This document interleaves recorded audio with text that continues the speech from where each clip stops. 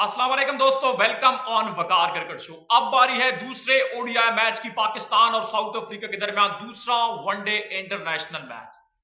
ये सेंचुरियन में होने वाला है और जिस फॉर्म में साइम अयूब है, ये सेंचुरियन वही है जिसमें साइम अयूब ने 98 बनाए थे सेकंड टी20 मैच के अंदर। लास्ट 7 बॉल्स के अंदर साइम अयूब को स्ट्राइक नहीं मिली थी, वरना वो 100 टी20 के अंदर भी करता और पहले ओडीआई के अंदर तो उसने जड़ाए 100।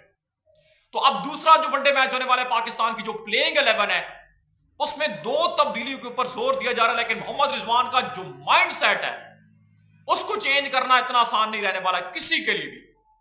रिजवान की कप्तानी बड़ी फिनोमिनल थी, सबको हैरान कर दिया कि भाई आगा सलमान कहां से आ गया पावर प्ले के अंदर बॉलिंग करने के लिए, लेकिन आके कमाल किया सलमान अली आगा ने और यानी कि एक जेन्युइन एक प्रॉपर ऑलराउंडर के तौर पर नजर आया। और रमीज ने कहा था अफ्रीकन को कि भाई आप इस बंदे को हल्के में ना लीजिए, आपकी टीम उड़ा के ले जाएगा, और इसने वही किया। तो भरत जनाब, पहले वनडे मैच के अंदर पाकिस्तान की टीम को जितना भी सराहा जाए, मैं देख रहा था कि बड़े लोग जो मजाक बना रहे थे कि पाकिस्तान ने ये किस तरह का मैच जीता है जनाब, बड़ा इजीली टोटल था और पाकिस्तान ने एंड कवर में जाके लास्ट ओवर में मैच फिनिश किया। पहली बात तो यह कि तीसरा हाईएस्ट चेज था यहाँ पे, तीसरा हाईएस्ट चेज था यहाँ पे। तो 240 कोई नॉर्मल बात नहीं, जहां पे जिस टीम की ओडीआई फॉर्मेट के अंदर अगर 60 पे 4 हो जाते हैं तो इतना आसानी तो, और फिर जब आपकी लगातार फिर 2 से 3 विकेट गिर जाती हैं, जब एक पार्टनरशिप ब्रोक होती है, तो वहां से आप क्या एक्सपेक्ट कर सकते हैं कि वहां से फिर गेम चला के नसीम और जो आगा ने फिर आगे गेम को लेकर गए और वहां पे 30 प्लस की 33 की मेरे सबसे पार्टनरशिप लगी और पाकिस्तान वहां से मैच जीता।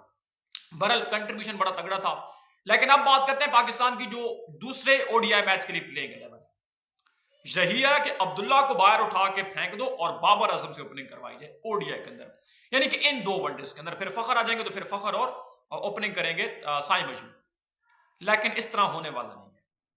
2 मैचेस बाकी हैं। अब्दुल्ला शफीक के लिए बहुत अच्छा प्लेयर है लेकिन फॉर्म नहीं है बिल्कुल, उसने मतलब पता नहीं उसको क्या हो गया यार, ओडीआई के अंदर टेस्ट के अंदर भी लगातार फ्लॉप हो रहा है अब्दुल्ला शफीक, लेकिन मौके दे रहे। लेकिन जो उसके लिए लास्ट 2 ओडीआईज है, किसके लिए प्लेइंग 11 में तो फखर आएगा तो वही खेलेगा जब ट्राई सीरीज में।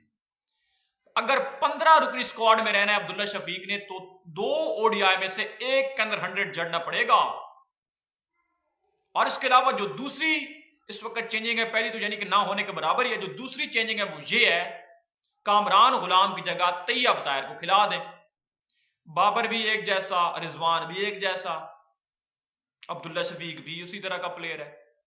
तो कम से कम अगर आप तैयब ताहिर को खिलाएंगे तो थोड़ी बहुत अप्रोच जो है, जो माइंड सेट है वो चेंज होगा। वो गेम चला के खेलता है जो तैयब ताहिर है, हिटिंग एबिलिटी बड़ी अच्छी है उसकी, लेकिन इस तरह ये करेंगे नहीं। कम से कम जो दूसरा ओडीआई मैच है उसमें most likely Pakistan same playing 11 के साथ जाने वाला है। अबरार ने यार मुझे बड़ा इंप्रेस किया, मैं इस बंदे से इतना यकीन कर इससे इतनी तवक्को नहीं कर रहा था कि अबरार यार इस तरह का एक जेन्युइन बॉलर ओडीआई का स्पेशली या टी20 के अंदर या टेस्ट के अंदर।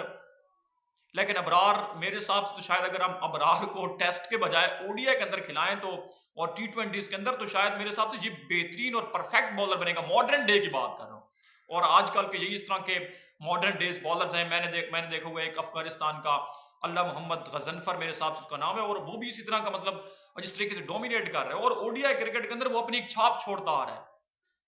तो हमें अबरार के ऊपर इसी तरह कंसिस्टेंसी के साथ उसको मौके देने चाहिए। बहरहाल पाकिस्तान की प्लेइंग 11 के अंदर जो 2 चेंजिंग्स लग रही थी कि भाई तैयब की जगह तैयब ताहिर जो है कामरान गुलाम की जगह आ सकते हैं और अब्दुल्ला शफीक को बाहर बैठा के पाकिस्तान जो है वो एक और प्लेयर को ऐड कर सकता है, लेकिन इस तरह होने वाला है नहीं। मोहम्मद रिजवान मोस्ट लाइकली इस वक्त डिसाइड कर चुके हैं कि पाकिस्तान की और 99% जो प्लेइंग 11 है वो सेम ही होनी चाहिए।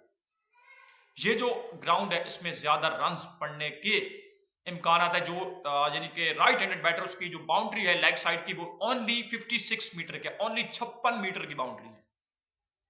तो आप यहां से अंदाजा लगा सकते हैं कि भाई ये जो ग्राउंड है ना, ये हिलाने वाला ग्राउंड है। बहरहाल पाकिस्तान को बैटिंग करनी चाहिए पहले या दूसरी लेकिन यहां पर रन्स बड़े पड़ने वाले हैं। लेकिन दूसरे मैच के लिए जो पाकिस्तान की प्लेइंग 11 है वो अनचेंज के 99% चांसेस हैं, और मेरे हिसाब से अगर एक चेंजिंग की तरफ वो गए, लेकिन कामरान गुलाम बेचारा रन आउट हुए, परफॉर्म करने का उस तरीके से मौका नहीं मिला, तो पाकिस्तान मेरे हिसाब से प्लेइंग 11 के साथ छेड़छाड़ नहीं करेगा और शायद करनी भी नहीं चाहिए। अपडेट से चलेगी तो लाइक और सब्सक्राइब जरूर कर देना।